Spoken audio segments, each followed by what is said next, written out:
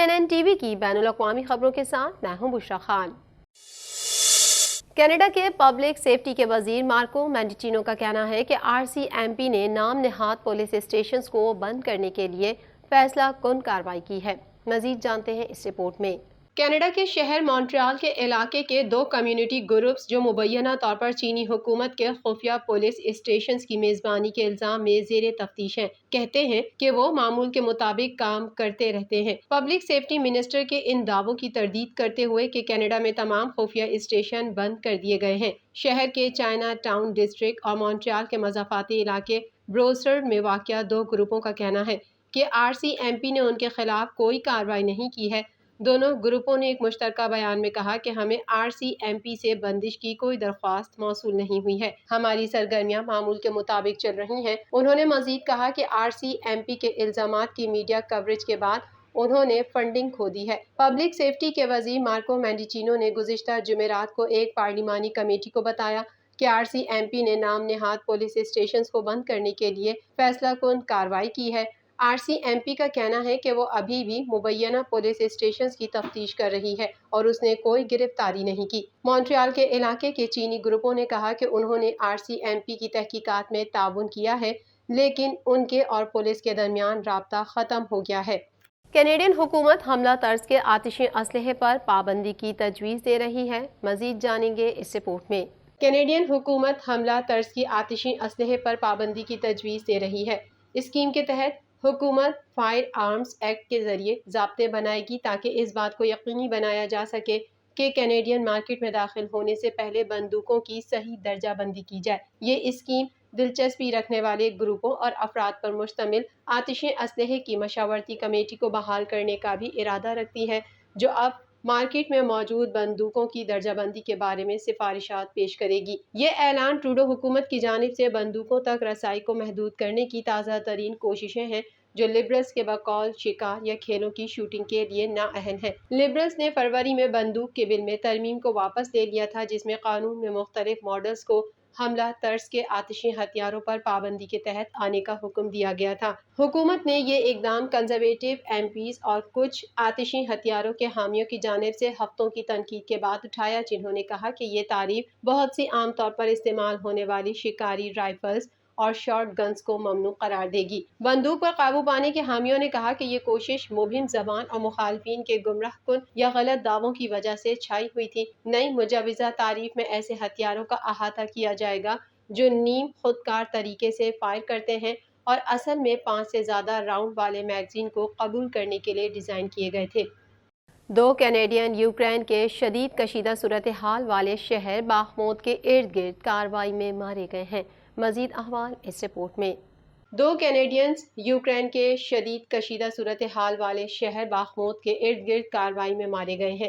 ان میں سے ایک نے اپنی موت سے قبل مقامی میڈیا کو بتایا کہ وہاں صورتحال حد سے زیادہ خراب ہے۔ کیلگری کے 27 سالہ کائل پورٹر اور سینٹ کیتھرینز آنٹیریو کے 21 سالہ کول زیلنکو دونوں یوکرین کے بین الاقوامی لشکر کے ساتھ خدمات انجام دے رہے تھے، جو 92ویں میکانائزڈ بریگیڈ سے منسلک تھا۔ یہ یونٹ ایک پرعزم روسی حملے کے خلاف باخموت پر قبضے کے لیے یوکرین کی زبردست کوششوں کا خمیازہ بھگت رہی ہے۔ مشرقی ڈونباس کے علاقے کا یہ شہر جنگ کی طویل ترین اور خونریز ترین لڑائی کا مقام رہا ہے، جہاں ہزاروں کی تعداد میں دونوں طرف سے ہلاکتیں ہوئیں۔ ایک انٹرویو میں ان کے کمانڈنگ آفیسر، غیر ملکی لشکر کے لڑاکا جسے دانتوں کا ڈاکٹر کہا جاتا ہے، نے کہا کہ 26 اپریل کو شام 6 بجے کے قریب دونوں کینیڈین فوجیوں کے ایک بڑے گروپ کا حصہ تھے، جنہیں باخموت میں سپلائی کا ایک اہم راستہ سنبھالنے کا کام سونپا گیا تھا۔ کمانڈر نے کینیڈین چینل کو بتایا کہ یہ یونٹ روسی فوجیوں کی جانب سے شدید توپ خانے کی زد میں آیا۔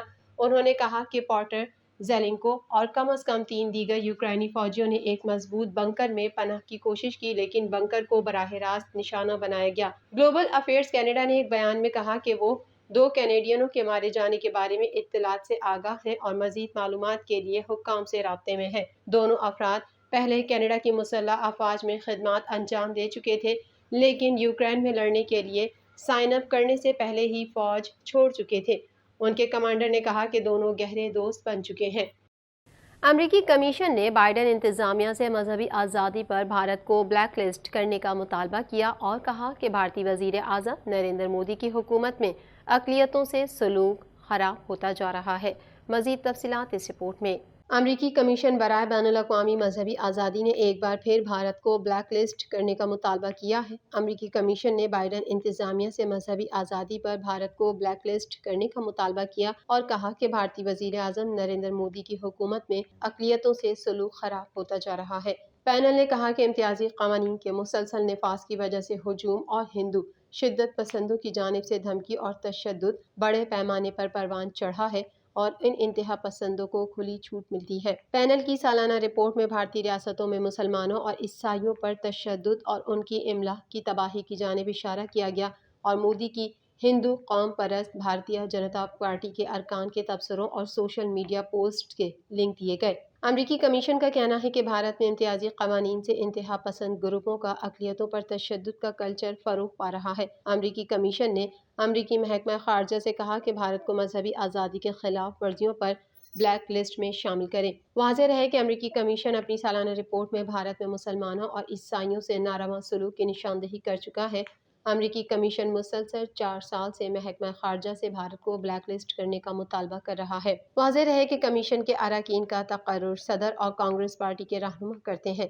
محکمہ خارجہ نے چین، ایران، میانمار، پاکستان، روس اور سعودی عرب میں مذہبی آزادی سے متعلق جائزہ لینے کے لیے جو پینل مرتب کیا، اس آزاد پینل نے محکمہ خارجہ کے اقدام کی توثیق کی ہے۔ پینل کی جانب سے سفارش کے بعد محکمہ خارجہ نے بھارت، نائجیریا اور ویتنام کو بھی فہرست میں شامل کیا۔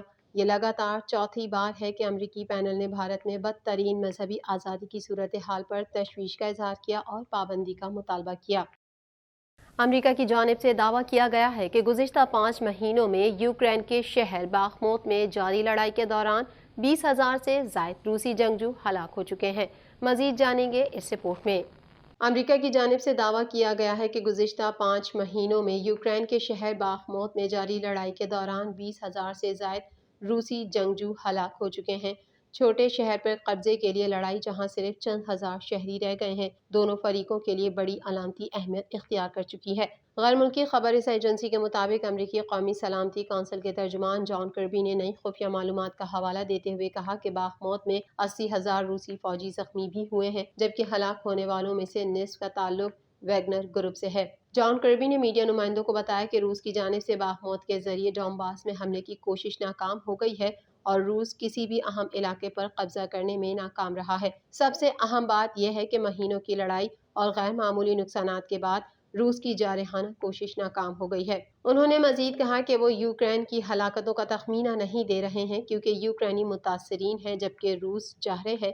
یوکرینی حکام کا کہنا ہے کہ وہ اس جنگ کو زیادہ سے زیادہ روسی فوجیوں کو مارنے اور اس کے ذخائر کو ختم کرنے کے لیے استعمال کر رہے ہیں، تاہم یوکرین اب باخموت کے صرف ایک چھوٹے سے حصے پر کنٹرول رکھتا ہے۔ رپورٹس کے مطابق باخموت پر قبضہ روس کو ڈونیٹسک کے پورے علاقے پر کنٹرول کرنے کے اپنے ہدف کے قدرے قریب لے جائے گا۔ تجزیہ کاروں کا کہنا ہے کہ باخموت کی اسٹریٹجک قدر بہت کم ہے، لیکن وہ روسی کمانڈروں کے لیے ایک مرکزی نقطہ بن گیا ہے۔ دوسری جانب یوکرین کے ایک اعلیٰ جنرل نے گزشتہ روز کہا ہے کہ جوابی حملوں نے روسی افواج کو باخموت میں کچھ پوزیشن سے بے دخل کر دیا ہے، لیکن صورتحال مشکل بنی ہوئی ہے۔ یوکرین کی آرمی کے کمانڈر جنرل الیگزینڈر سیرسکی نے ٹیلی گرام پر کہا کہ نئے روسی یونٹس، جن میں پیرا ٹروپرز اور ویگنر کے جنگجو شامل ہیں، بھاری نقصان اٹھانے کے باوجود مسلسل جنگ میں جھونکے جا رہے ہیں، لیکن دشمن شہر پر قبضہ کرنے سے قاصر ہے۔ TNN TV کے نیوز بلیٹن میں فی الحال اتنا ہی۔ مزید خبروں اور اپڈیٹس کے لیے دیکھتے رہیے TNN TV۔